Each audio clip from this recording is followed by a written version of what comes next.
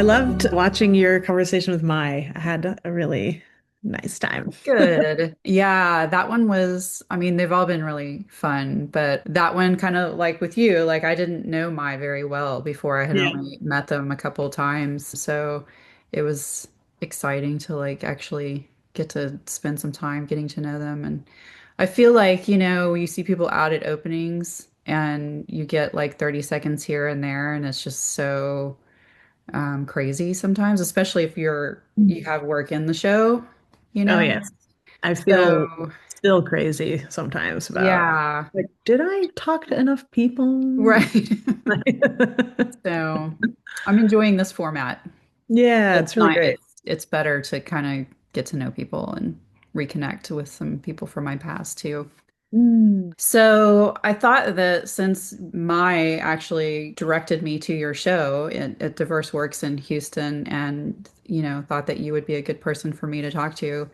And so I thought maybe we would start with that show. And if you wouldn't mind just kind of like really briefly talking about what that was and what the work was, and we can just kind of build off of that. Sure, yes. So Spectral Field is the name of the exhibition. It's actually my first solo show. It's hosted at DiverseWorks, which is in Houston, which is a really amazing, storied, many decades old institution in Houston. And they have a gallery space in Midtown Houston that operates out of the Match performance space. So that exhibition came about through a connection I had with their current curator, Ashley De Hoyos, who actually has known me for almost 10 years now, and put some of my work, my earliest work, like very long time ago, in one of her shows that she had in Virginia, Hmm. um, or in Maryland, excuse me. So we had a very early start together in DC. So I went to school in DC. She was at school in Baltimore, and we just clicked in a kind of natural way. And it was maybe my first time being kind of formally curated into a larger group exhibition. And now she's at DiverseWorks all these years later. She's actually from Baytown in Houston, so it's been a homecoming for her. And I've been in Texas for almost 5 years now. So she had heard that I was back, and we started our kind of reconnection in Austin at a show that she put on called Paradise Bloom at Women in Their Work Gallery. So that was a few years ago. And after that show wrapped up, she mentioned that DiverseWorks was going to start a new format of programming where they would work with an artist as an individual, provide a residency in Houston, and host a solo show of their work after that residency concluded. So I participated in that residency. It was amazing. It was about 2 weeks in Houston, and they laid out the most amazing crash course of Houston sort of history, art organizers, cultural spaces. I mean, the scale of the city is just incredibly massive, and Hmm. they were very generously, making sure that I wasn't just sort of aimlessly wandering around, which has its perks, and there was some aimlessness for sure. Yeah. But they offered this structure of relationships, where they would, program a day where we went to the, University of Houston Coastal Center and, spent time with the stewards of that space. That from like an architectural walking tour in downtown Houston with a historian named Stephen Fox.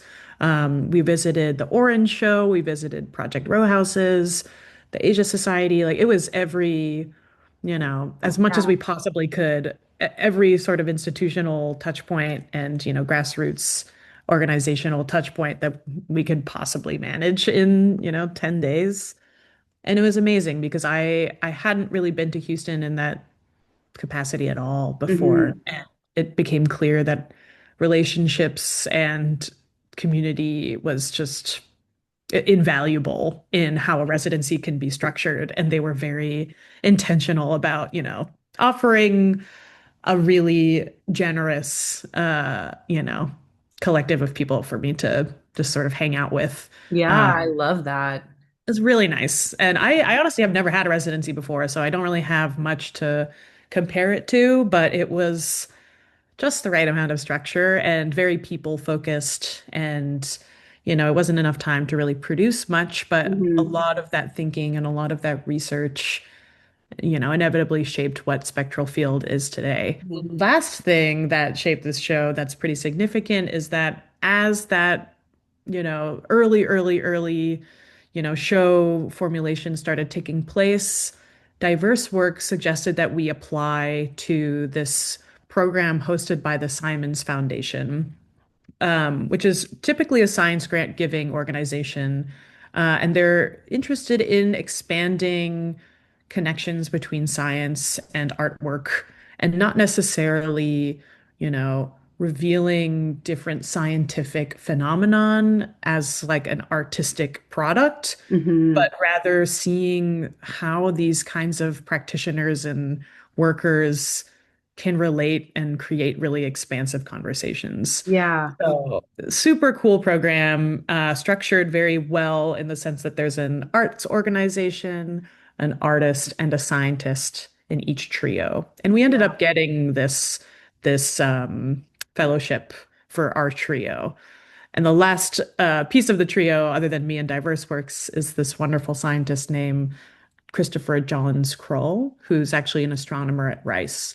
So the Houston residency was happening. We were able to spend time with Chris, see his workspace at Rice, see the very cool mini observatory on the Rice rooftop, which feels mini now because we ended up going to McDonald Observatory last month for a site visit there. So many things before anything visual is even possible. Yeah.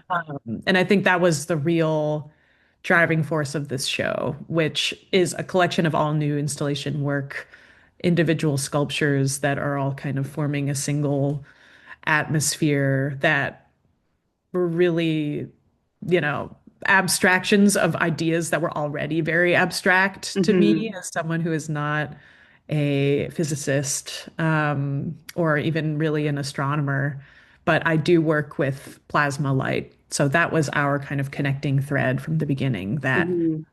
my sculptural work and my installation work and my thinking is usually about this fourth state of matter, which is plasma light, which for lay people is basically just when you see a neon sign and you see it glowing red, that is the state of neon gas inside those tubes being excited by the electricity flowing through it and releasing light as a result of that excitement. And Yeah, also that's a lot. lightning. Lightning, fire, the northern lights, Hmm.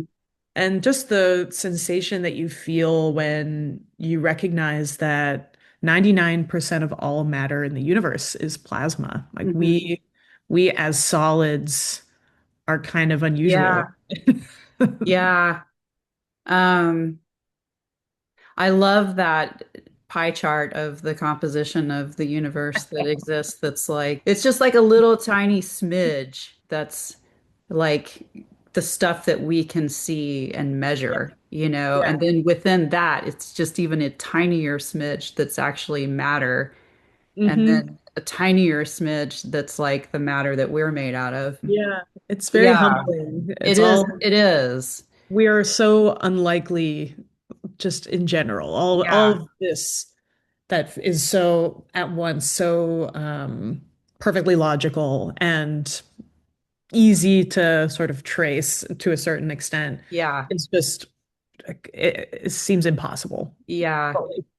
Um, I mean, I like once I walked into DiverseWorks and I saw your work and kind of read some of the stuff about it, and I was just like, oh, this is completely right up my alley. Like, I feel Nice. like we're gonna have some good things to talk about because Nice. um I think in a less direct way, like a lot of the work that I produce too is also very influenced by, I mean, some of it is very directly influenced by astronomy and physics and the Cool. quantum and then the awe and the wonder that comes with that alongside the very rational scientific method approach to all of that that's very necessary. But also I feel like that awe and wonder is like a necessary human component, you Yes. know. Yes. I think there's a huge sort of primary theme in that show, and maybe for the rest of my life, that abstraction and kind of ineffability Hmm. is absolutely necessary to be Yeah. able to understand scale. Like, Yeah. we can only process so much, and that's totally fine. Like, Yeah. it's okay that we have limits to what we can, envision in terms of like number of planets, size of distances, lengths of time, and the boundary can't really be found where we stop being able to really be able to formulate that in our head. But what is so real is this total like sensation of grasping at something, Mhm. and it felt like a very emotional thing when it's, first it starts as confusion usually, Yeah. and then it's just like, this sensation of awe feels so much like the kind of strange sensation of when you lose something very large, or Hmm. when you are confronted with just like a life event or a milestone, or with, even learning a particular piece of history that changes everything in the sense of how you relate Yeah. events to each other. Like that all felt very connected as I was talking with Chris, and as I was kind of trying to be as reflective as possible about, what my state of mind is while being on the receiving end of his research. And that's really the kind of core of this show, is that we as human beings are the way we are because we do rely on abstraction, and we do rely on kind of a hard to describe.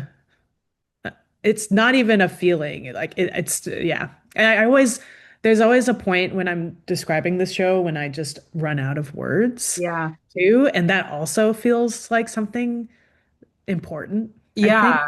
I was gonna say the same thing. I mean, I Yeah. feel like that's that's just part like just to go back to that pie chart, the fact that Yeah. like the vast majority of that pie chart is stuff that like we don't have like a solid working knowledge of like what that is. Like it's Yeah. only stuff that we can Yeah. detect through its effect on other things, and then we're sort of like making very educated I don't want to say the word guesses because I know it's much more concrete than that, but like It starts with um a guess, right? yeah, it starts with that. It always does. So I feel like the fact that like we can't reduce things to words always, like that's actually like Mhm. part of what visual art is about, I think. It's the Mm. fact that you can't apply a word to it because as soon as you do, it becomes not only reductive, but it becomes misleading because words have such like specific cultural meanings and Totally. then like multi-layered meanings, it's Totally. just like um I mean, there's a beauty of the ambiguity of Mhm. words and preciseness that you can play with too, that I Yeah. love, as a Yeah. reader and a writer, but it's like it's just a different ball game, Yeah. you know. Yeah. And Um, form and image is sometimes the same for me too, where mhm.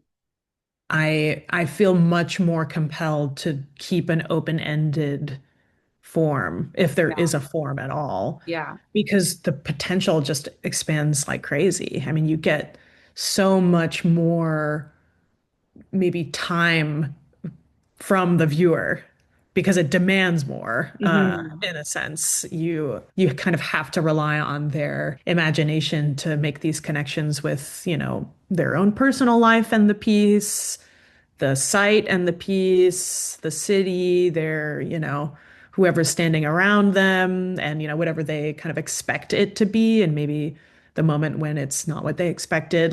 There's more of a some theater maybe around Yeah.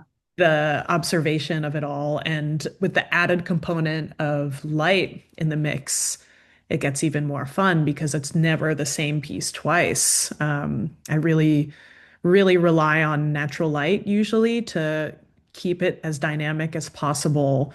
And a lot of these neon sculptures have a clear glass. So you actually let sunlight fully become a part of the piece Hmm. and affect the environment. And this notion of a light sculpture as an item is really, in my mind, not enough as a descriptor, Yeah. because it is fully in its container and of its container, Yeah. just like the gas in the tube itself. Like it is the room. It's not, the line. Right. I mean, when I was there, I feel like, and I'm sure y'all probably timed it on purpose with sunset, but like Mhm. I got the benefit of seeing the changing light and color Yeah. as the sun set.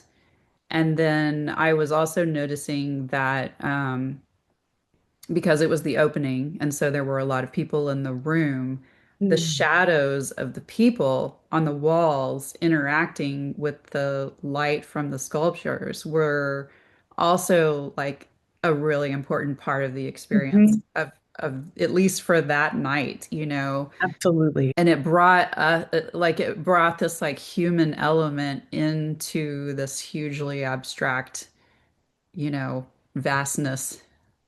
Yeah. Um, yeah, it was a really cool Yeah. effect. Yeah, they actually very generously, DiverseWorks adjusted their gallery hours so that we could always include a sunset component of the experience of the exhibition, which is, first of all, as an art institution, so generous Yeah. to adjust their staff hours. So every time I talk about this show, I have to mention that because it is truly such a gift from Hmm. them. And yeah, there were things that I knew would happen and things that I did not know that they would happen once there were a bunch of bodies in the room because, all of this was pretty much fabricated on site. So it was a lot of guesswork and the surprises are always the best part. And one of the shadow moments that really was striking was at the bottom edge of the wall, um, just to the right of the spiral piece. There is this little row of windows on the bottom side of the wall. Hmm. And I knew I wanted those to be a really central part of this, monumental piece, just because those windows are very very adorable in the first Hmm. place. And because it's an unusual location for windows. And so there was the neon piece on the opposite side of the wall that echoes their size and, their source of light. So you have these kind of two parallel light sources of argon, plasma light on one side, and then the natural light on the other. And I didn't realize how linear the projection of the light from those small windows was going to be diagonally over those Mm. translucent panels of fabric. I mean, it is like a really intense line of light that is like fully bisecting this like diagonal line. Yeah. And when people were walking through it, the shadows were really intense. And it was like a shadow puppetry magical moment because I knew it would be, I'm very interested in this kind of interstitial space between the daylight and the neon light being the two protagonists Hmm. in that one work. And I didn't realize that it was actually a stage for people. The Yeah. shadow puppetry of it all, like the stories Yeah. that unfolded were so meaningful. Uh-huh. And all of my pieces and every neon work is really hard to photograph. Um, And usually in my mind, that's a perk because you just get 100 different versions of your work to look back at, but another layer of amazing, lively interaction with it. Hmm. So I was just thrilled Yeah. at the drama of it all. I know that it was like, I mean, obviously we've talked about this, the how the light and the changing light and the shadows like become part of the piece and the experience. And I know that like the cycle of the sun and the moon were a part of that. In my limited time that I was in there just for the opening, what I didn't feel clear on and wanted to ask you about was did you was it site specific in terms of like alignment with like certain, you know, the angles of the sun and Yeah. that sort of thing? Okay. Yeah. Yeah, I did some modeling of the path of the sunset in the kind of September, November months. So you Hmm. can actually get some pretty accurate modeling of how the sun will hit. There's really nice free software that you can use Yeah. to get a sense of that path. And the position of the gallery was perfectly um, timed, I guess, with the time of year where that corner window moment where it's glass and glass, I think that's in looking at the map, the southwest corner of it. They had such beautiful, opulent windows to work with, and I knew I Yes. wanted to incorporate that. And so the real question was, where is the best for diffusing and where is the best for reflecting? Mhm. So there are two kind of monumental works in this show. One is dawn and one is dusk. Dawn is the piece that's closest to those windows. So naturally, knowing that the light would sort of perfectly cut through that site as that goes down at the end of the day, it was natural that this would be a place for one or the other. And first it was like, okay, well, the brightest part of the gallery during sunset, how do you decide whether that's the space for letting light pass through, a layer versus allowing it to really soak into some kind of material and just bounce off of it immediately and to be technical, those two material options are this kind of translucent fabric, which is called voile, versus aluminum, like Hmm. polished milled aluminum. Not as fancy as the real milled aluminum, but commercially available in aluminum. Yeah. Um, and I went back and forth, and I realized that, you know, if this is the moment that is drawing people in, it should be as bright as possible. And when I say drawing people in, I'm considering that front exit. So you don't actually enter the show through the window door. You enter it on the opposite side of the gallery in a kind of vestibule space that the first thing you see is these windows.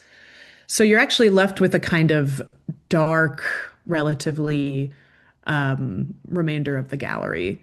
And so I just ended up thinking that leaning into the darkness and the shadows in the other side of the gallery made more sense. Hmm. And the diffusion would be more impactful if it was actually surrounding the neon source. I finished a piece last year, which was a year-long public artwork called Sun Poem, which did the opposite, where the sun was the main character and it was moving across these translucent panels throughout the Hmm. day. And this felt like a kind of foil where the sun, instead of being the kind of main character, is now kind of holding the hand of the neon instead of being maybe the main focus. So I ended up wanting to lean into the shadow a bit more and put those translucent panels on the darker, long corridor Hmm. of this gallery because it's a very long space. The challenge of filling it with work was an opportunity at the end of the day to see how you can really extend a single sculpture. And when it came to it, the translucent fabric just it makes light so much larger than it seems. Like it really gives form to the Hmm. air. And so the aluminum ended up being the natural choice for the super sunny corner because that direct sunlight hitting that doesn't necessarily happen in the darker portion of the gallery where dusk is. The sun hitting the aluminum ended up being such an amazing process because the sun passes through it. It's like fully orb-like totally luminous. As the sun goes down, you start to see the reflection of everything on the Hmm. street, like all the trees and the telephone wire and the transformers on the power lines become vividly clear in this Yeah. aluminum pool of water. And it ends up making the water itself be kind of mysterious. And I realize that a lot of people don't realize that there's water even there. And I think the sunlight adds this amazing kind of illusion to it too, because you cannot sense where the water and the aluminum end and begin. And I think the drama of it being direct sunlight and very intensive glowing to it sun setting and it turning into this blue disc as it reflects the blue argon above it. Yeah. It felt right. And it's hard to describe when that became clear, but I think now having worked with sunlight a lot, I think it demands more work in darkness to be Hmm. able to fully kind of balance the power of both. Yeah. And it's funny because usually neon work is very relegated to the dark. I think in the past, like neon art is almost always in like a fully black background, lights are off and you photograph it in almost like pure darkness just to get the form of the line and Hmm. maybe as accurate of a color as you possibly can. And I really just wanted to do the complete opposite, with the exception of lights, overhead lights being off. I have all the overhead lights off. But it's so much nicer to see it in the day because you get this kind of ghostly, ethereal quality of it all. And you Yeah. become super aware of how quickly the daylight can change and how quickly the color of the neon just saturates everything around it Right. without warning. So it's more Um, playful. yeah, it's very minimal. Like when Hmm. you walk in, it's sparse in terms of like the sculptures themselves and then the install of the different materials. And just thinking of sort of like a general public view about art that is where very object focused, Yeah. very usually like realism, recreating like something I can look at this and I can see what it is and understand it. And that artwork that's in the vein of what you're doing often feels less accessible. Mm. Um, but there's like, and I think, I mean, we could go in another direction about that and why that is and No, I whatever, but love this. I feel like one of the things I want to say about that is like everything that you just described, where the plasma is the physical media and the aluminum is the physical media that you're working with, but your true, like in a sense, like your true palette, like your materials are the sun and its light and it's like those angles and the composition and structure of the room itself that I think like people it's such a nuance and it's something that's appreciated more over time and then also through repeated viewing that Mhm. it gets missed. It's Mhm. the same thing at Chinati, like Yeah. when a lot of people are like, what's going on with these Like, metal oh, a boxes? cube. Yeah, yeah. And it's like, but it's really like, and I like personally, the first time that I went out there in my early 20s and I was in art school and I was kind of like, okay, you know, and it was also the 90s and there was this Yeah. real sort of like macho like art thing going Mhm. on at the time and I was including that in it and so I had a bit of an aversion to it because of that. And Yeah. but I mean, I try to go out to that part of Texas as much as possible and to Big Bend and like just over the decades now, the repeated viewing, it's like the real show is the Mhm. light and the environment and the Mhm. changing nature of that and the fact that each time I see it, I'm totally different too, you know? I love that. Um, so I love, like, I just want to kind of acknowledge that even though like the physical structures that you're working with feel very minimal and sparse, like there's this whole other abstract element that you're actually working with that you're speaking of them as if it's like a material, like it's Mhm. paint or some kind of Yeah. like three-dimensional thing. Um, Yeah. Yeah. I cannot ignore that I am practicing in not only the kind of physical site of a lot of really kind of prolific minimal work. I mean, I'm not in West Texas, but mhm. even in Austin, these are, pieces and institutions that shape our work and our Yeah, understanding of environment and our understanding of art in its context. I mean, a lot yeah. of those, especially being kind of permanent forever works by Donald Judd, they demand super slow looking. And Mhm.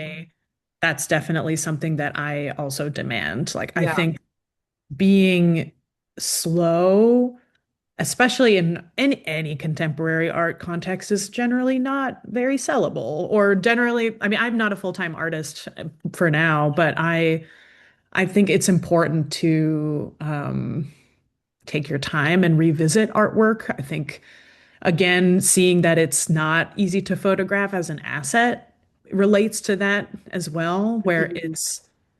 there's not a solitary kind of consumable thing here. Right. Like it is very much just like a place in time Yeah, and it being a kind of situation or artistic intervention is yeah, usually what I try and lean towards rather than like a grand objecthood. And I yeah, think there's an art historian named Anna Chave who writes beautifully about minimalism and about this kind of machismo and just a great feminist scholar on, the kind of unseen or frankly, like very on the table aspects of minimalism and gender, maybe. But their interest in kind of removing the human hand in their work is something that I try and counter, yeah, especially just with using this medium of neon itself. Neon is so identifiable. It is everywhere. It's commercial. It's urban. It's like it defines our social spaces, especially in Texas. It's everywhere. And what people don't normally think about is that it is a fully handmade, you know, yeah, craft. yeah, Every single neon thing you see, and if it's real neon and not LED plastic tubing, right. it's made by hand. This is like there are not factories producing neon signs. They are dudes or ladies in their studio being hermits Yeah, making signs. And it is a very dying craft, but it's also probably more popular than it ever has been in history. So, as a kind of cultural and historic medium, it's a really fascinating thing. And I think it already has that illusion of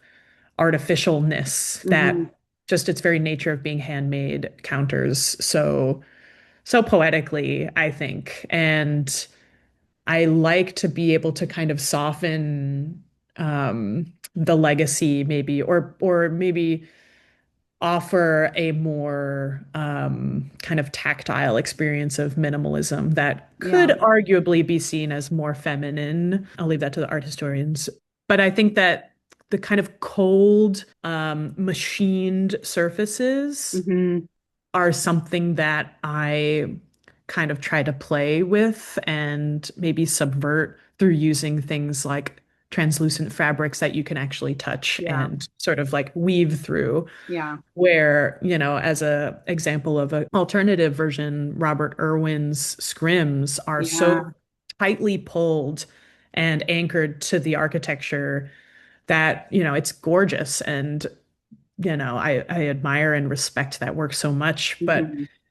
to have it be a free flowing sort of like layer that's in constant movement and that is actually changing its shape and changing its position and changing its motion based on people walking around it, it just adds this human layer that I love. Yeah. And it turns into like water in front of your eyes. I think there's definitely room within minimalism, and maybe this makes it not minimal. I don't know. But I think there's room for conversation about how minimalism can be maybe more friendly Yeah. or more like more specifically or explicitly indebted to humanism, which is, in my opinion, what made minimalism so amazing in the first place, was that, we are moved as Right. people by something so simple and Right. why.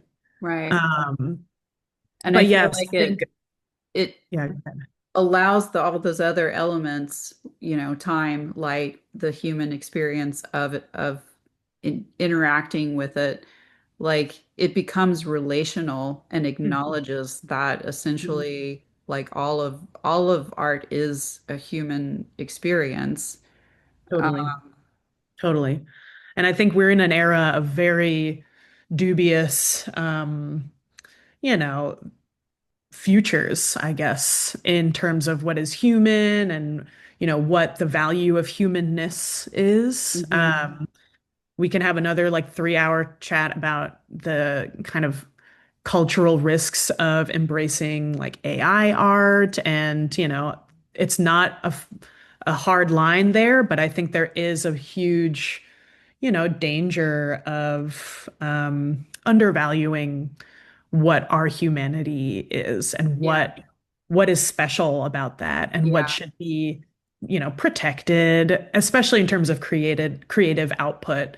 I think that, being explicit about what makes us human and what is beautiful about that is important right now. And I think, especially when you're thinking about space and the kind of innocence of our relationship with space, that's also something that I see, you know, under the crosshairs, maybe. Yeah. And I think that this may, this show, if it was put up in, you know, if it's 20 years from now, who knows how this, sense of awe and wonder and innocence could be sort of changed. But I do think that it's a kind of poignant time to be Yeah. thinking about humanism and to be thinking about, how abstraction can help us process loss and how it can help us, better understand our connections with each other and with our environment and with,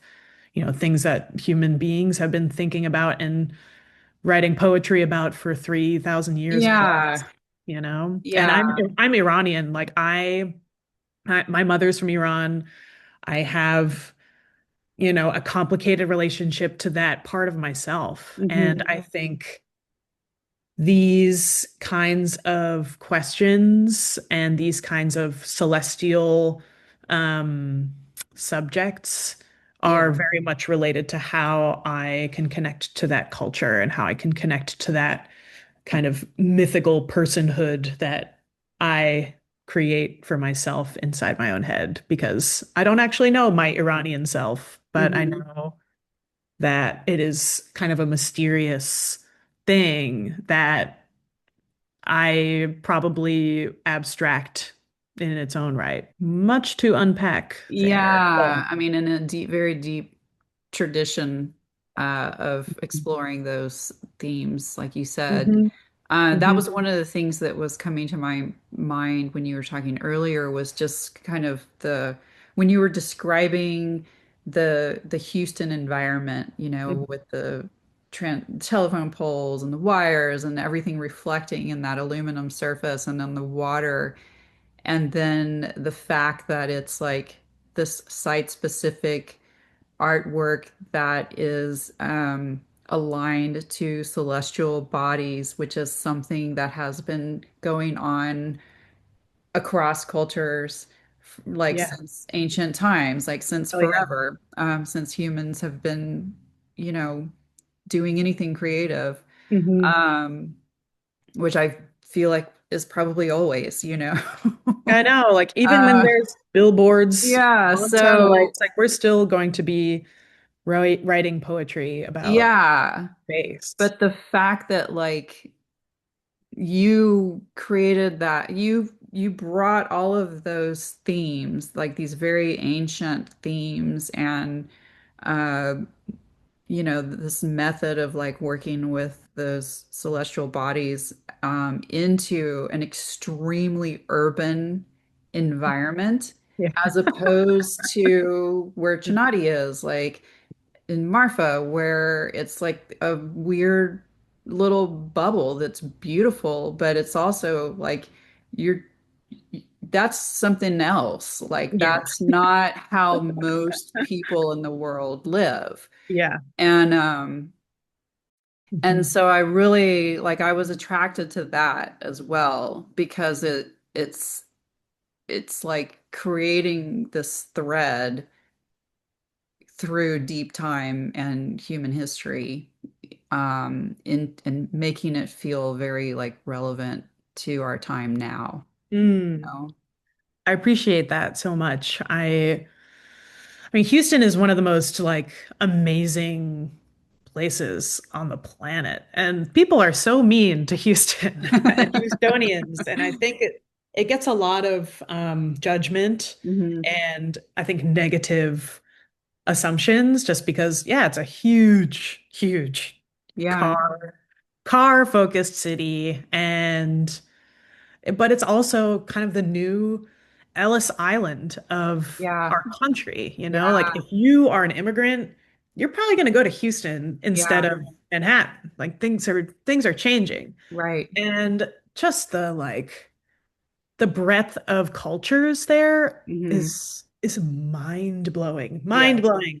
So even like that's why I felt these connections in these scale conversations between just like 8,000 light years away, something amazing's happening, and we're just seeing it now. With this feeling I had when I'm just looking at the map of Houston and looking at all these microcosms of different diasporas and the history of why this city came to be and the tall tales of it all, Yeah, alongside some of the most truly generous people. yeah, Um, I was just like knocked over yeah. at the scale of it all. And that connection felt very meaningful too, that it's like, oh my God, my understanding of some of the most kind of baffling things and research is the same kind of mental state that I had when trying to grasp all of the people and all of the history in this place and all of the Yeah. ecological complexity of this place.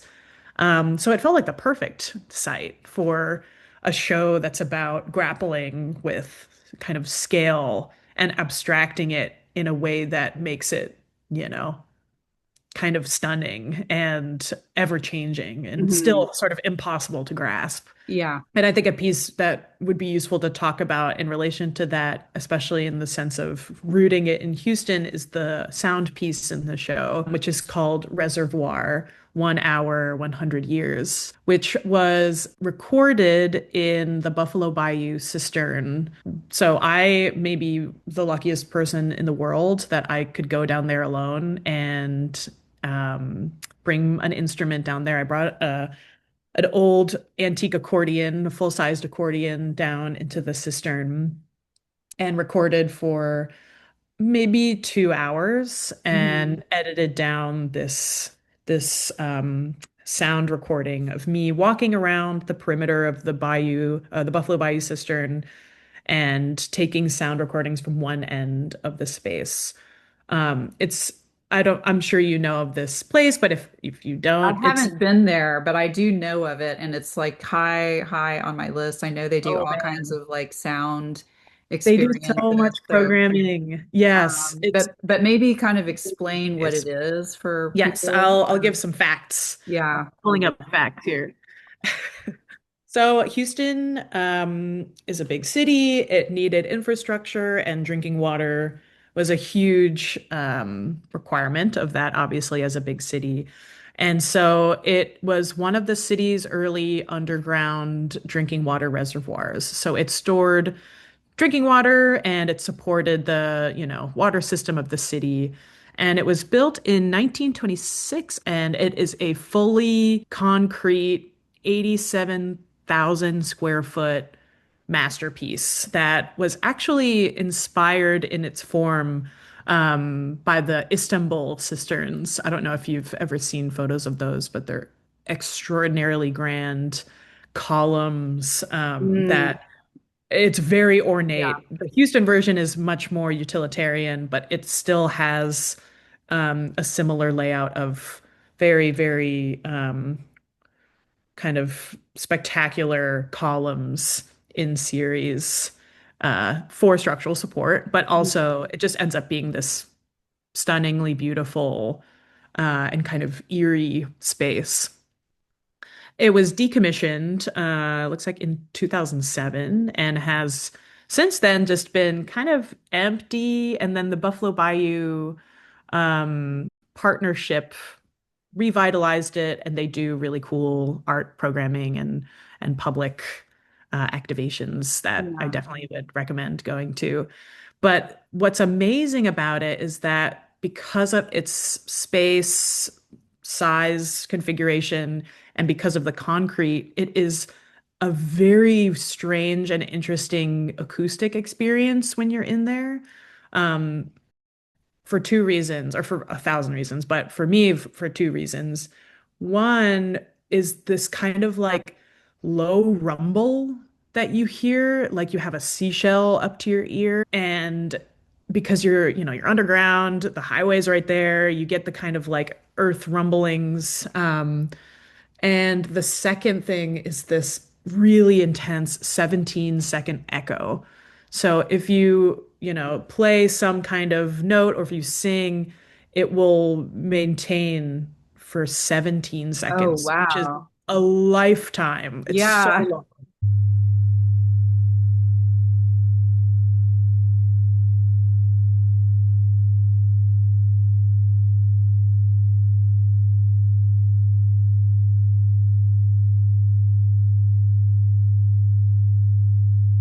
And if you're lucky, your tour guide will sing you a song, which mine did, and that changed my life forever. Wow. And so I knew that this was a site of grand importance, I think, and just for me personally, and for, how we can relate to our infrastructure past as, cities, for one thing, which I was already really interested in after creating the piece for the Seaholm water intake facility here in Mhm. Austin. The cistern, differently than the water intake facility, which is out in the open. It's, right along the water. It's a physical building that you can kind of look into. It's on the ground level. This is underground.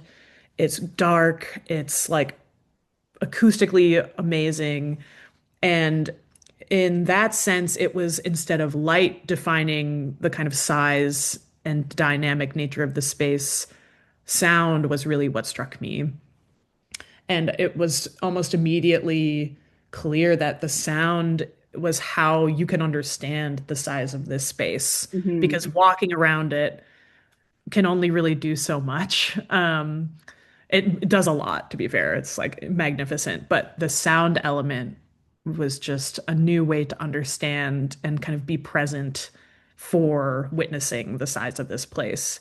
So I took these recordings and they were very eerie and neat, but it didn't feel like it was enough to just sort of play um, these kind of dreamy improvised chords. Hmm. So I ended up finding a antique Leslie rotary speaker, which if you don't know what that is, if you've ever heard a piano organ, it's what makes the sound so kind of reverberation heavy Yeah. and resonant. So it's actually a spinning speaker. So there's a Okay. speaker below and a spinning mechanism right above it that has like two discs of wood and a few kind of angled panels within it that basically like throw sound out in a 360 pattern that adds to the rhythm of it and adds to the way it scatters throughout whatever space you're listening in.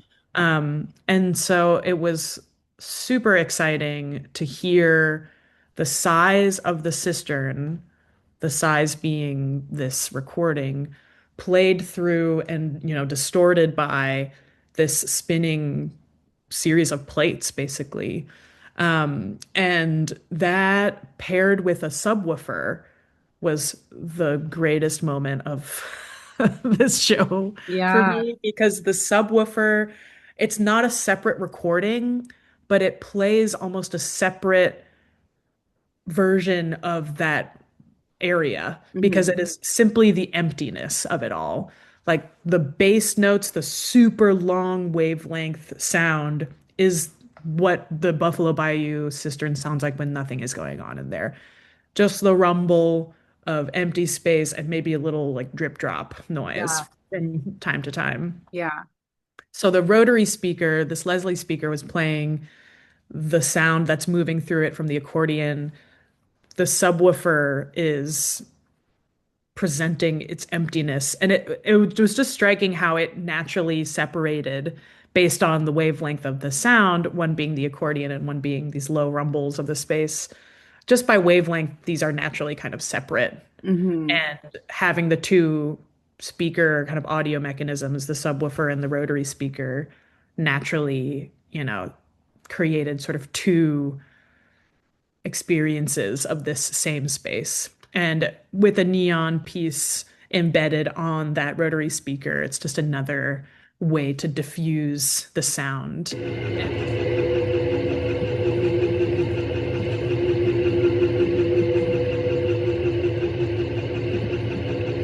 And Yeah. it's pretty dramatic when you walk in. There's loud parts and there's quiet parts, but you don't get the kind of really intense subwoofer experience until you draw close to it. And then Yeah. it gets really like, oh my gosh, this is intense. And it's very directional. And, there's nostalgia there. The sound of an organ speaker is really unlike anything else. And I think it's a defining piece in the show, and I'm excited to do more with sound, I think, because with light, it's just an amazing conversation about how space is not physical and how you Right. can use these non-solid or even non-plasma things to define the size of a room or to define how your kind of individual position can change Yeah. your experience of a site with, changing sound and light. So it's kind of just another version of light in my mind, at least like Right. It's a with wave. We wavelengths in just my head. happen to like use a different organ in order Mhm. to sense and interpret that Hmm. information. So Yeah. um I'm so happy that you explained all that because I spent some time with that piece and I was very curious about like all the details that went into it and exactly what the sound was. And I noticed that a lot of people were really drawn to it and would spend time Yeah. with it. It's very not spooky, but it is ghostly. And I think Yeah, that was a kind of unspoken element throughout the show. yeah, The spectral and like how the invisible can kind of be made not visible, but be able to be sensed, I right, guess, you know? right. Um, yeah. Yeah. And I like what you were saying about when you were describing that constant sound that's coming from the vibration of like the highways and whatnot above. It's like one more way that it's contextualizing it within a city. Mm-hmm. Like as Hmm. you were describing that, I was thinking of like I grew up in the hill country really close to Natural Bridge Caverns, like Oh, you know, like you were really cool if you had your summer job working there, which I never could get on there, um but I've just always loved going to caverns and yeah. there's usually a point in any of those tours where they will turn off the lights and they will ask Hmm. everyone to go completely silent and there's usually some jerk who can't allow that to happen and we'll like woo or like do Yeah. something obnoxious but you get enough of the experience of total darkness and total silence and Mhm. it's physically oppressive Yeah. it feels like it's pressing on your body it's such a Yeah. bizarre experience and so like the fact that it's like these two underground uh, scenarios, but like a completely different experience. One is very, very human, and one is just like very natural. Hmm. Hmm. And then, you know, I've been living in the very far edge of suburban San Antonio with my parents for a little while now, and there's a lot of construction that's been going on here. And there's some dregs of some trails that are left. There used to be a lot more, and I would Yeah. go hike a Oh, lot. hope they're And not all gone. it was like a weird sound wall that would happen that when like as soon as I got to the tree line, Yeah. it's like I could very distantly hear like cars, but it just was like nature sounds, and it was there was like a buffer, you know, Yeah. like I could hear the birds, and and also the smells were totally different. But as soon as I crossed out of the tree line, it just became like construction Yeah. sounds and traffic Jackhammer. sounds. I mean, and even like in this like quiet suburban neighborhood, you know, Yeah. but Yeah. it like just the experience of sound and like how it feels different in our bodies Mm, became like something that was very, very much at the forefront of my awareness through that experience. yeah. And and so the fact that like you've documented this like very uh spooky, you know, like hum of Hmm. human like a human artifact of our civilization and brought that into it, I think is really cool. Um, And it happened naturally. Like I yeah, did not plan to have like a like it separated into a two-track audio on its own. And to yeah, be frank, it is not a two-track thing. It is just this is just the audio. yeah, Almost the only editing I did was like some cutting. Like I did not really change anything at all. So yeah, it is very much like here it is. There's yeah, the sound of the thing.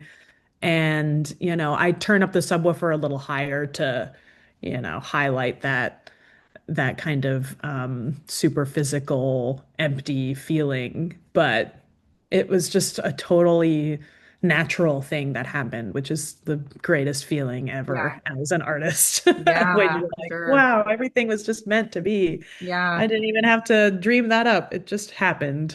Do So you nice. feel like that just that immersive experience that you were describing at the very beginning and the different relationships that you were establishing with people, like just sort of unconsciously, you know, seeped into the work?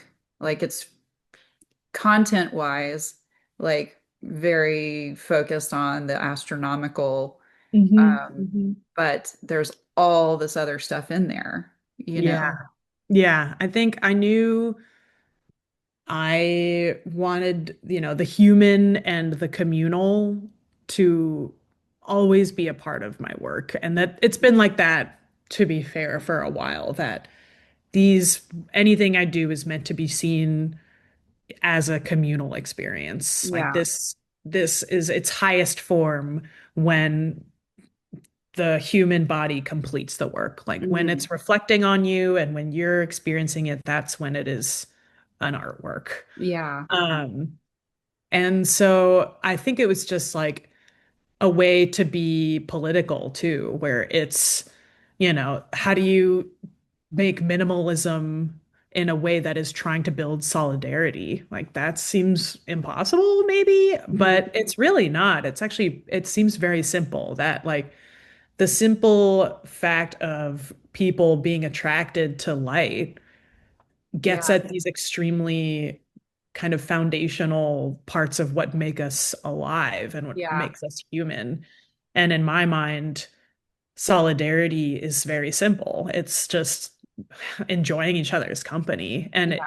finding commonalities in ways that we perceive or finding differences in the ways that we perceive and being interested Right. in those experiences and Mhm. those conversations that like, wow, I came here yesterday and it was a totally different thing. Like Yeah.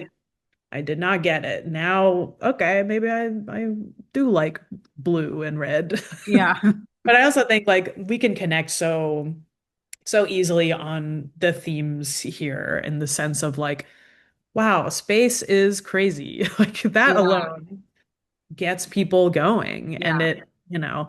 I think there's a lot of distraction in the world right now to keep us away from these realizations that, Yeah. we share so much and we share the same values, even when it seems like we really don't. And I Yeah. think Houston is an amazing example of that, where it's like people from every corner of the planet like to live there and Mhm. like their neighbors and also hate driving there. Like Right. there is so much universalism Yeah. that doesn't have to be empty, kind of like as simple and as maybe non-content driven my work may be. I think the secret is that it is very content driven and it Mhm. is very um, rooted in place and time. And I think the treat is the discovery, but it's not the whole point. Like it Right. could just be you're just looking at it and you're like, cool. And then Right. you leave, and then that's Yeah.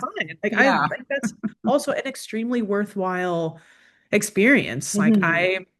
even though I say I demand a lot of time from my viewers, I really don't. Like I would love if they came back, but I think especially as someone who works in public art a lot, want to give a momentary, delight. It Yeah. doesn't have to be a researched um, analysis of the Yeah. work. I think what my goal is to provide something of value regardless of how much time you spend with it. And the more time you spend, the more beauty and meaning you can get. And to be fair, that's the same with every piece of art Mhm. forever.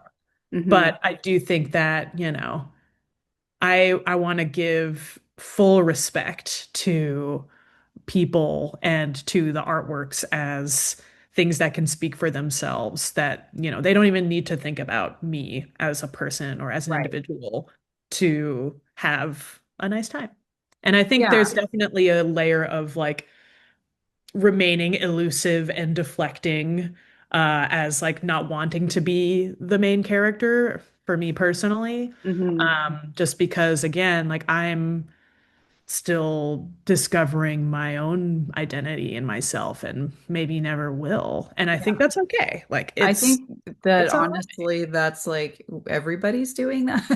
I mean, Yeah, I'm a little yeah. skeptical when people are just like, I've got myself totally figured out because Yeah. we're all constantly changing anyways, you know? So you're always discovering who you're becoming. Yeah, and there Um, was, I don't know how, I mean, it's become much more complicated, but there, is a lot of demand from artists to speak for their, diaspora, speak for mhm. their personal history, speak for their family history, like very intimate and very personal stories are demanded Yeah. from artists, Yeah. which becomes increasingly complicated when, that's like a risky business Yeah. these days, but And it's it's also, like an expectation of an emotional labor oh that yeah, yeah, that it isn't absolutely, fair or absolutely.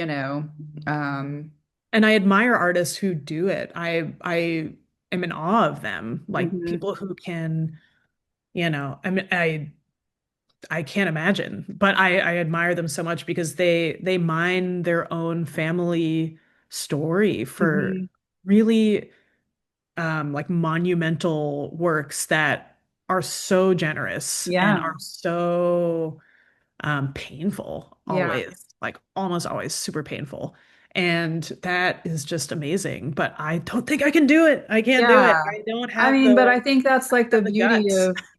of everything that you were talking about, just like how vastly diverse the experience of being a human being is, and yet Mhm. we all have these similarities. Like Yeah. some people are very focused on working through those patterns and those threads, and some Hmm. people are working on these other things, and it's like and it's never totally one or the other, I think, but Yeah.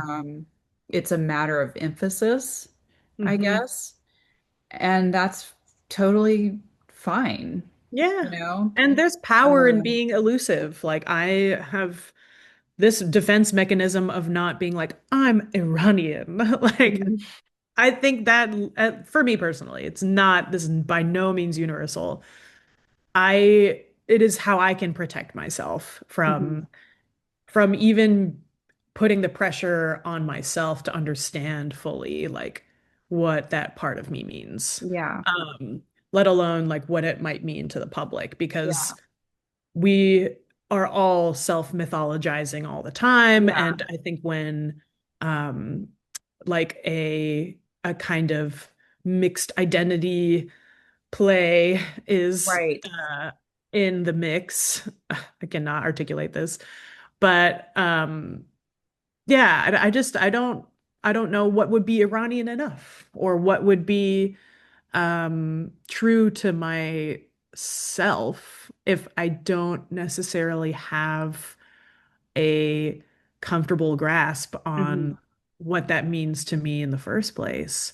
Yeah. And I think that's a really interesting place to work in or from, where it's like, yeah, I am a myth of myself to myself. But I mean, you're just saying And that, and I'm thinking of the Conference of the Birds, and I don't know how familiar you are with that poem. That's like the whole sort of that elusiveness of self and all is really at the heart of that. And as an Mhm. ancient Persian text, Yeah. it's like it seems Whoa. sort of unintentionally in keeping with Hmm. that cultural heritage.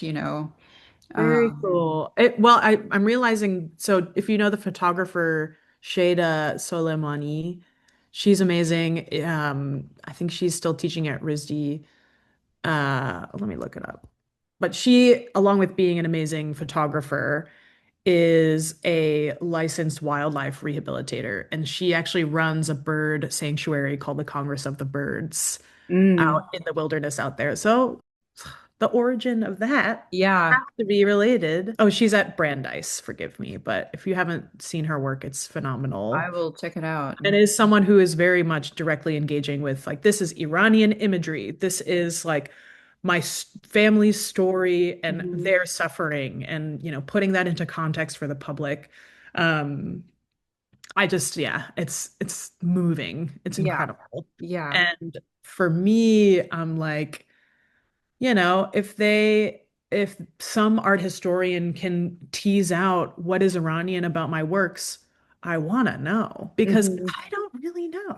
Yeah. And maybe that's my request for someone or for the public to make those kinds of conclusions on their own and share Hmm. them with me Hmm. or with each other. And that's, part of why I think working minimally is exciting is because, I don't have the story that is true about this piece. I can tell you how I made it and like Yeah. what I think about it, but it has fully its own autonomy and it being outside of my control is part of why I'm very comfortable with it because it's like, well, it's there. I don't know. You tell me why it's reminding you of something very, very, very specific. Yeah. Because it just creates more opportunities for connection. And I think the idea of being an authority on my own work has its limits. Like, I'm a trained art historian. Actually, I did not go to art school. I'm a self-taught artist, but I had art history as my kind of entry point into Hmm. art making. So I think a lot about the aura of an art piece. Right. And with light art, there is no separation between piece and aura in the first place because it is no longer a static object, and you're kind of forced to reckon with this ever-changing field around it Yeah. that you'll never be able to fully control because you did not create the architecture that the thing is in. Sure. But then you get into this more expansive opportunity where it's like, well, what if you do create the architecture around it, and how does that shift Yeah. this thing? Right. Like And so, the chapel, you yeah, know, true. and all of the stuff at Chinati. I guess they didn't actually create the stuff at Chinati. I was about to say use that as an example, but Yeah, those that's were existing structures. So, yeah. And then um, it's extra fun because you're like, okay, great. We get to think about military history and like the reality of that as like, this is why Marfa exists. yeah, It's because of the base. yeah, And that's fascinating. And I think and the that fact that it alone, was like a German prisoner of war camp too. I yeah. think about that in particular a lot lately. Yeah, the Um, graffiti is still there. yeah, yeah. It's Yeah, I mean, once again, it's like its own weird little bubble of a place, but totally. there's some really fascinating human history, Yeah, and relevant to our time as well. absolutely. Um, Absolutely.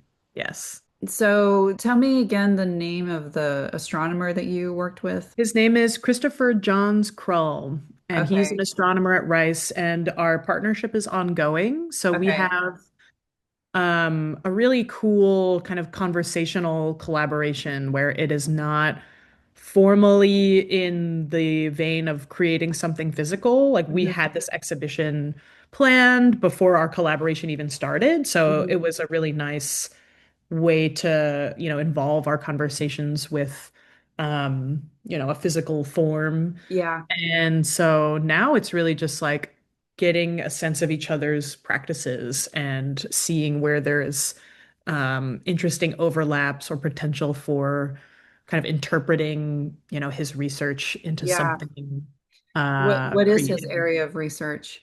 So he is specifically studying the birth of stars, which Okay. alone is Yeah. crazy. And to do that, he looks at relatively newly formed planets and like just a couple million years old. Hmm. And he actually takes spectra of those stars around, or I guess he's trying to see the birth of new planets, I Right. misspoke. And by studying the stars alongside them, he can determine what elements make up their composition through a spectrometer. So Right. he takes a spectra of this single source of light, which is this distant star. So he's not actually looking through the telescope and like seeing the thing. It is Yeah. fully like a metric, Yeah. It's like basically, of light lines of wavelength. color, and It's based lines of on those exactly. colors, it tells what the chemical composition is. And Exactly, then, yeah. exactly. And Um, like the overlaps are really fun because you have the obvious ones where it's like, yeah, plasma, like mhm. you looking at plasma light, I'm working with plasma light. But it's also like we're both looking at lines, like and Yeah. interested in lines. I mean, like I used to make more kind of gestural and like swirly glass pieces with neon, but now I'm just like very line Mhm. obsessed.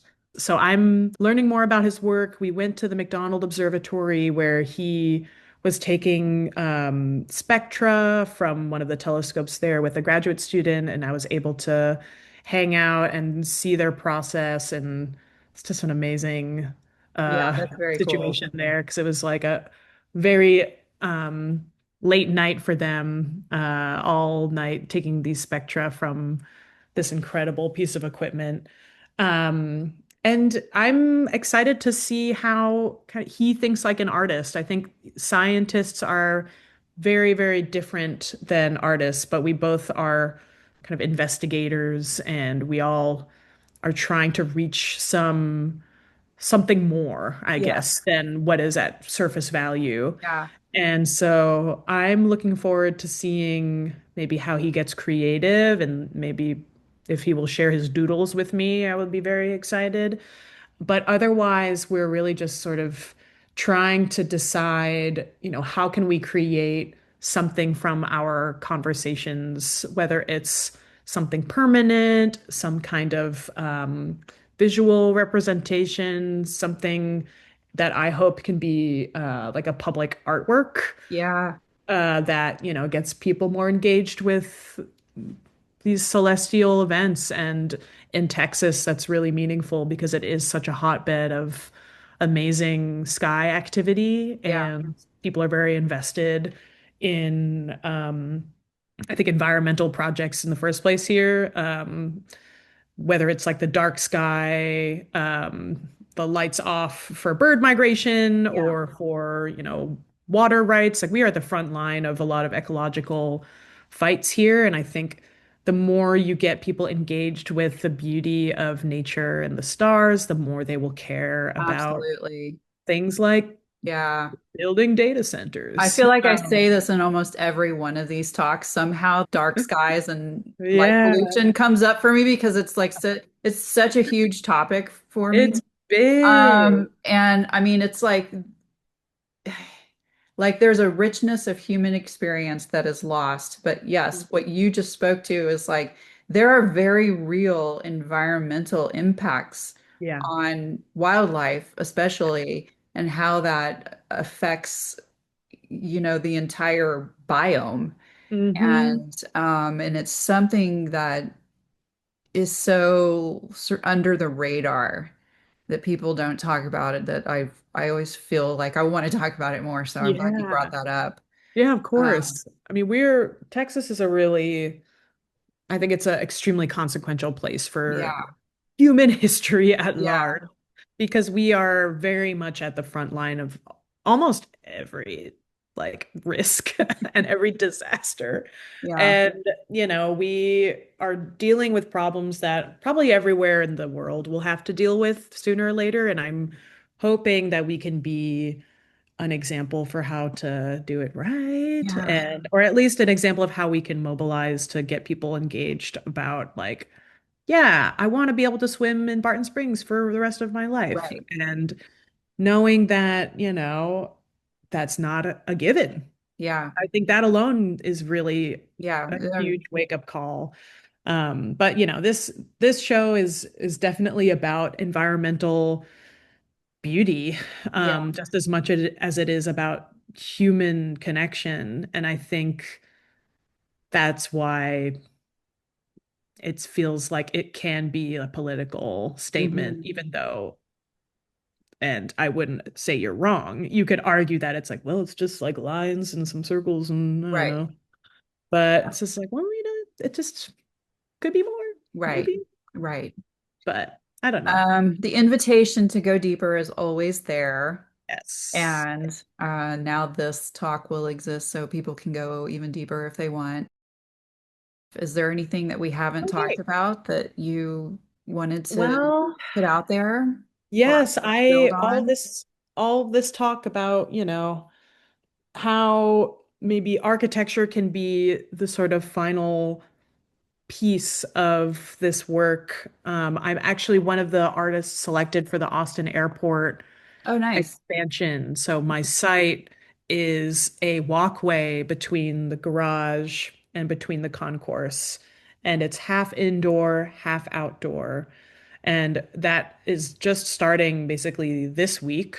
So I'm thinking a lot about how, the container is just as much a part of a piece as the object itself, how Austin and how Central Texas in particular has just an immensely important quality of Yeah. light and quality of environment and quality of life Yeah. culturally, and how you can fold these things into, an experience at probably one of the most stressful parts of our modern society, which is the airport. And so, how do you make people feel protected and at home and, Hmm.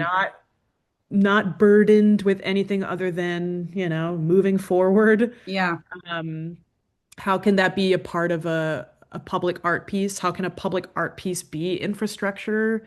How can light be useful maybe for like someone's emotional state? And Yeah. how can it teach people about this place? And how can it be something that, protects our ecosystem and protects our culture? Because all of these things are really under fire right now, Yeah. especially in Austin. It is Yes. Austin, kind of personality and quality of life is very much, I think, a A hot target. topic. Yeah. Yeah. And I want to be able to offer as much protection as I can, for these ideas that, you know, Yeah. make Austin what it is, which is like peace and love and tree being Right. enveloped by the trees and by the water and by the sun. And there's And also this very like academic, yeah, intellectual side of it too. And there's absolutely. UT has such a strong astronomy department. And Hmm. I think the fact that like and UT runs, The or McDonald's. manages Yeah. McDonald Observatory. Yeah. I'm not sure what the exactly right language is there, but like, I think it's cool that, you're showcasing that side of Austin along with all of those other things. It's kind of like a nice all-in-one. Yeah. Um, I have a lot of pride because yeah, like I've lived in I'm from Pittsburgh, but I have lived in, different places, and I just feel like there's something yeah, incredibly special and incredibly fragile at yeah, right now about Austin and about Central Texas and yeah, about Texas as a whole. And I think there's a lot, again, of distraction, that prevents us from acknowledging how there are things we need to protect and things mhm, that are really great and things that, you know, a kind of experience of this place emotionally and societally and culturally that is incredibly welcoming and incredibly fun yeah, and very much rooted in environmental, political, and kind of societal justice. Like right, Austin is the way it is because people have fought for it and right, you know, because we do have these shared values that like nature is very important and like taking care of your neighbors is really important yeah, too. yeah, And creating spaces for gathering that aren't super expensive and that center creativity and music and kindness. Like right, yeah, that's easy, absolutely. like simple. We don't have to overcomplicate it. And I think, I mean, it's not simple, but you know what I mean? Like Yeah. it's easy to connect with people by just sort of like acknowledging like that's why it's really great here. And Yeah. we Yeah. should be sure that that is not forgotten as we, plan our future because I think it's being planned in many ways without us. And the airport is a way for me personally to advocate for people who love Austin and people who have never been here and are coming here for the first time and are like, wow, Yeah. why is it so great here? And I can tell them, like, Yeah. well, because people made it that way and because Yeah. the nature is just stunning and It really is. cannot I mean, live without it. there's I haven't ever lived in Houston. I've lived in San Antonio, Austin, and then the whole sort of Dallas, Fort Worth, Mhm. Denton thing. So I feel like I have, some good knowledge of those cities for sure, and they all have their pros and cons in different Yeah. ways. But I would definitely say that like um now having not lived in Austin for a run of years, but I still go back and forth all the time because it's close enough to do so. Um, those parks and the culture that's centered on the parks is Yes. something I really miss. I Yes. really miss that. I mean, there are parks here that are beautiful, lovely parks, and the same can be said of the other cities too, but it's just that like when there's a nice day, like the Mm. whole freaking city is gonna I be mean, out there, yeah. like yeah, it's just like Perfect day today. it's part of the lifestyle. Yeah, and yeah, Um, it's hot, but like that's when yeah, everyone's outside. that's when you go swimming. It's funny, like Yeah, summer is scary for people. I guess I don't know, like for me the summertime's kind of the best yeah, because you're hanging out outside, you're swimming and yeah, I think people underestimate how much planning and effort and advocacy it took to yes. really lead with landscape and to lead with, a culture built around sharing Mhm. experiences of like joy. And I Yeah, think yeah, we have a responsibility to keep that going, or at least to try and acknowledge what has worked well and what has yeah, not worked well. And by no means an expert of like local history or of policy, but I feel like it's easy to connect with people about what makes it great, and that alone is a way to build future yeah, uh, positivity yeah, and a healthy city for generations to come. yeah, And so thinking about an airport project that will be, gosh, like at least 50 years old, I hope. Um, yeah, it's interesting because I haven't had this kind of duration of peace ever. yeah.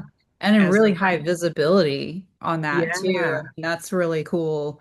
and a Um, simultaneously indoor and outdoor moment is, in my mind, the absolute perfect opportunity to explore that kind mhm. of blurred edge between, Yeah, inside and outside experience that makes yeah, this place so special.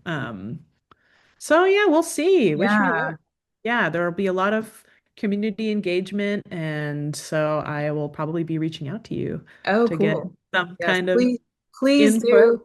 Yay. Um, so just like a couple of last comments, like first of all, thank you. This was Of amazing. I course. loved it. Thank you. Lovely to talk to you. And I want to just like plug Astronomy on Tap. I don't know Yeah, if you've ever heard that nice. or been to any of their events, but No, looking they it up. happen in different cities, like actually internationally. It's not just in the US, but Austin has a very active Oh, this looks chapter awesome. of that. And when they first started doing it, for the first probably 5 years of their existence, I went to like every single event.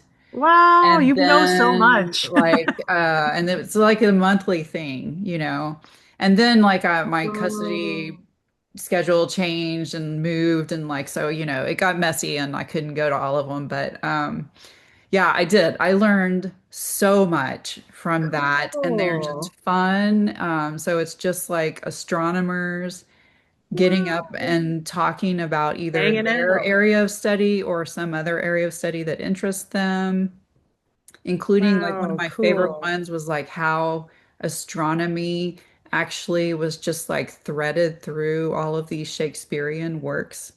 And it was Ooh. very obvious to the people of the day, but like enough time has elapsed that we don't Whoa. really get those references anymore. Oh, And so it amazing. was that one was just like fascinating to me because it was another Good. like really pivotal time in human experience when just like our world view and view of self was shifting from like you know geocentric to heliocentric. And like Mm. now we're in this transition period of um, you know, like go moving more into like quantum and like time Mm. is maybe not even a thing. And like, it's just like it's getting really fuzzy and Getting weird. heady. And That's amazing. Thank you um, so much for sharing this. I'm So yeah, I want to like if totally people are following them interested now. in this topic, if you're in Austin, like look up the Austin chapter. But if in plenty of other cities, it exists. So I'll and definitely then the be at one other in the like the future. last thing I just wanted to point out is that over the course of this conversation, the light has been shifting and I it's know. casting a color on your hair. So like the color of your hair has changed over the course of this Wow. conversation and even from side to side. And it's just Yeah, look, it I'm was like a blonde here, cool brown little here. yeah, it was like a cool effect that sort of reflected everything we talked about. Your Love that. installation just happened to It- your head. So um This is by design, I yeah. swear. Stay tuned for an opportunity to engage maybe online or in person if you're in Austin about this airport project. That would probably be in January, so stay tuned. Okay. And yeah, I'm hoping that even though Spectral Field is very much a site responsive work, I would love for it to travel somewhere. So I'm trying to put out feelers to see if it can go somewhere else. But Mhm. even if it doesn't, that's fine. Yeah. But something I'm thinking about. And yeah, I think come to a show or something, or at least look at neon differently when you Yeah. look at it in your bar or at your laundromat or something. Just think about the person who made that. That is someone bending over a fire, making that sign. And it's a very special craft that deserves all of the Yeah. respect in the world. I love So, that because it's everywhere, like you said. yeah, thank your Um, local neon maker for making yeah. your day a bit brighter. And it's all an argument for just like going to a place and physically engaging with art rather than just Mhm. like going like this because Yeah. it is a relational experiential thing and Mhm. it's Yeah. not just like a passive looking at an object or a picture. I Photos mean, will fail. yeah. I I mean that cannot rely that's on one way photos. to do it, but it's a totally At least different for thing. me, my work, it will fail Yeah. me. Yes. Um, But yes, I think you're totally right. Like I want 100 different versions of the piece, and that's yeah. me the most exciting part of it, that Yeah. there's no one sensation that it can bring. It's depending on the time of day, depending on your mood, Right. depending on what you were looking at. Like maybe your eyes are adjusted to blue and then you go in there and it looks totally different. Yeah, just be open to that change and, you know, Yeah, maybe I view like everything in the your life like that. Like like if this a can, prism metaphor. Like I've yeah, got one hanging up right here, but yeah. the time of day is wrong, so there's no rainbows. But Mhm. it's like light shining through the prism depending on the day or position. Like if you're the prism, like your experience and your viewpoint is going to be totally different every time. Yes.